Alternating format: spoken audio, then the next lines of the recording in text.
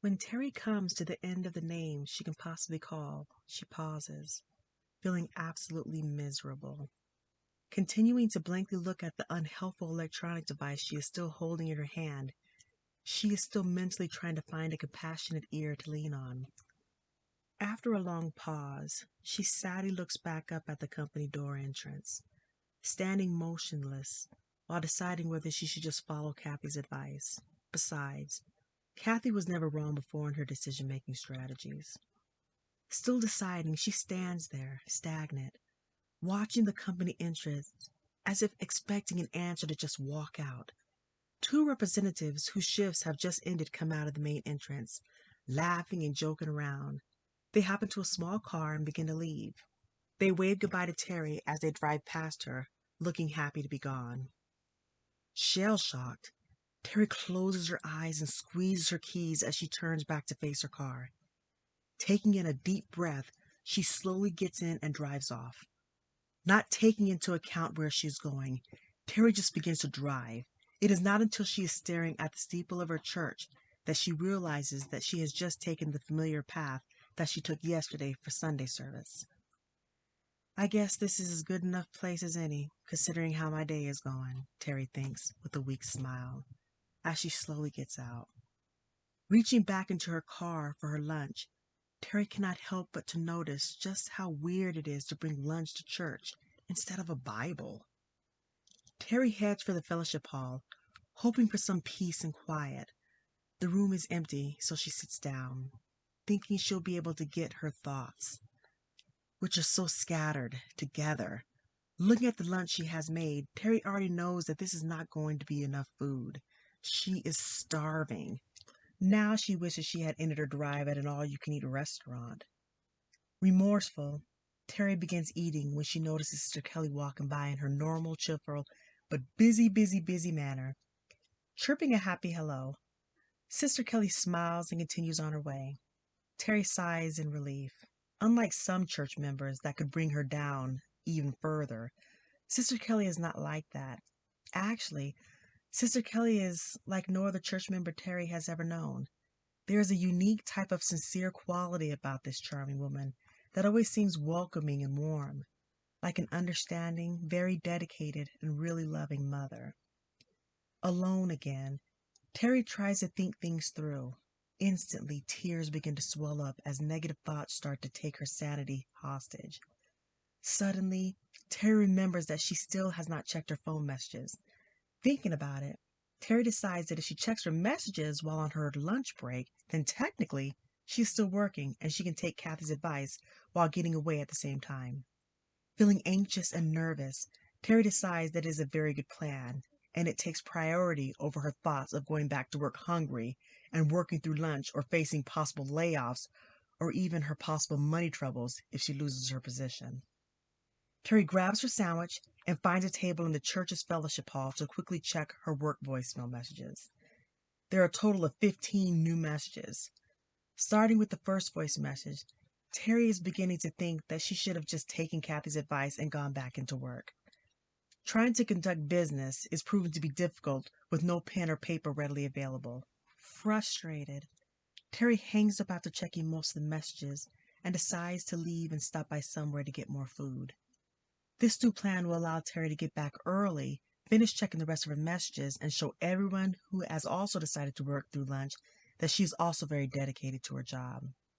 When Teri enters back into the fellowship hall, she finds Sister Kelly there pouring her a big bowl of beef stew. Someone brought this in today for this morning's funeral, and when I saw your little lunch, I decided to heat you up some. I hope that is okay.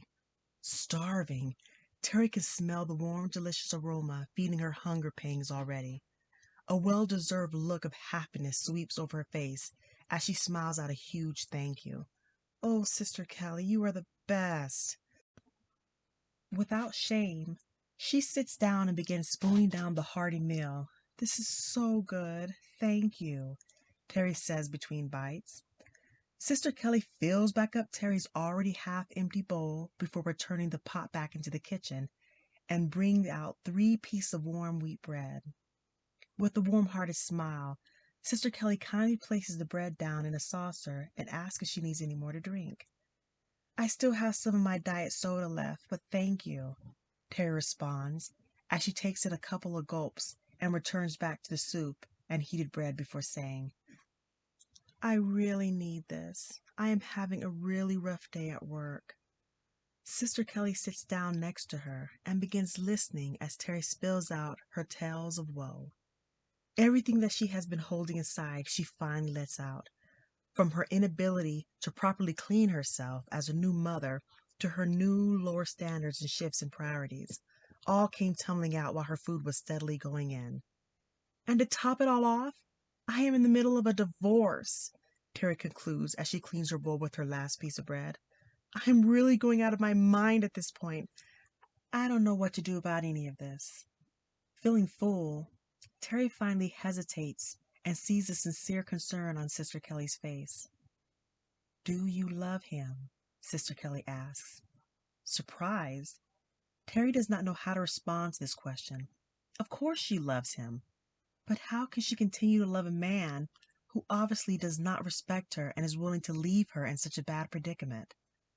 Mentally examining the memories of her marriage, Teri glances away when her focus becomes fixed on the wall clock. She has been there already half an hour. The manager's meeting will be starting in less than 15 minutes. Oh no, she exclaims as she stands up. I'm sorry, I have to go. Teri can see the startled expression on Sister Kelly's face. It's not that I don't want to answer your question, Teri continues as she's gathering her things. Even though I really don't want to answer it, she quietly murmurs, realistically as she picks up her purse and trash. It's just that I have an extremely important meeting that I'll be late for if I don't leave right now. With that, Teri thanks Sister Kelly again and leaves by saying, I really appreciate the food and letting me vent a little. You're the best. Teri speeds the whole way back to work, praying not to get stopped for a speeding ticket. Knowing my luck at this moment, a ticket is almost inevitable, she thinks to herself out loud as she stops at a red light. Trying to gather her thoughts about the meeting, Teri can feel her adrenaline rushing back throughout her entire body. This nervous feeling makes her notice that while she was eating and venting to Sister Kelly, she had indeed found a little peace. With all of the negative thoughts back, Teri can't help but agree with the endless negative mental talk going on in her head. I guess it doesn't matter now. Every pressing and discouraging visual is taking back its original space consuming her mind. They intermingle their harsh realities into every synapse wiring solution within her blood-flowing thoughts. Teri tries to calculate how late she will be if the light does not hurry up. Losing the comforting feeling she just received from sitting with Sister Kelly makes Teri feel physically ill. Pulling into the first available parking space and making a dash for the company entrance door, Teri rushes to her desk. Shoot, I'm well over 10 minutes late, she notes as she drops off her purse and grabs a notepad. I hope no one really notices. Everything within her is tense as she tries to quickly get to the downstairs meeting room without actually running.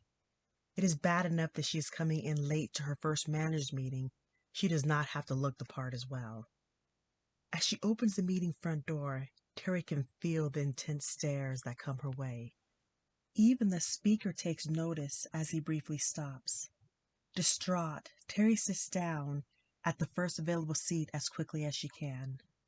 Flushed, she can feel her heart beating in her chest as she opens her notebook and begins copying the PowerPoint notes off from the screen. Teri does not get halfway through when he changes the screen. How can I make up for being late? She thinks to herself as she starts copying the numbers from the next PowerPoint screen. This is why we will have to restructure the company, the man states from the little podium. As you can see, these numbers are really good, which will help make the redesign a smooth transition, unlike other companies where we have to implement major changes, including immediate layoffs, just to fix the bottom line. He turns to point out some of the departments whose budgets numbers are so high they can carry other departments. Overall, the company is up 3% from the target forecast. Smiling to hear the good news, Teri relooks at the numbers, hoping to see an inquisitive question that will show her knowledge and hopefully impress the top executives.